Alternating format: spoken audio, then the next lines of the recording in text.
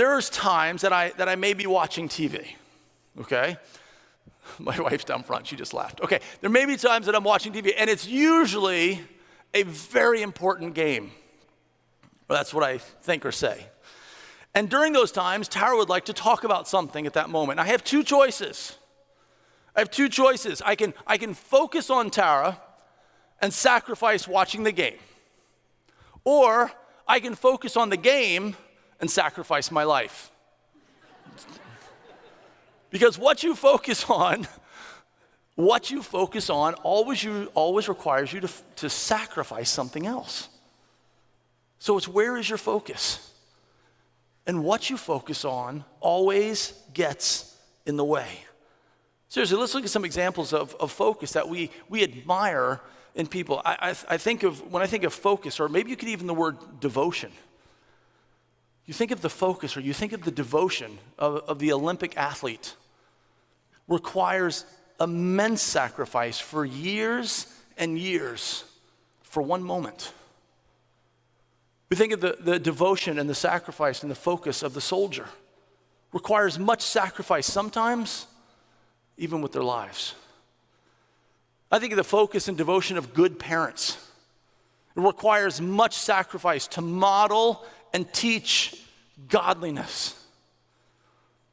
How about the focus and the devotion of the good student or the great student? Requires much sacrifice in order to succeed. And how about the devotion and focus of a genuine follower of Christ? It requires much sacrifice in this world. So when I say that what you focus on gets in the way, I hope you can see that whatever you focus on requires the sacrifice of something else.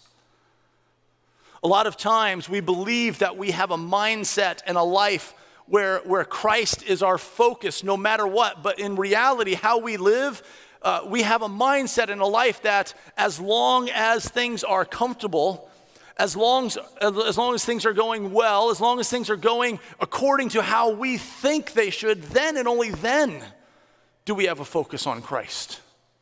And this is Jesus' quote in this passage: "My Father, if this cannot pass unless I drink it, your will be done." You know, twice in these 4 verses, we see Jesus declare a very simple yet unbelievably powerful statement that we should wrestle with and struggle with every day of our lives to say, "Not my will, but yours. Your will be done."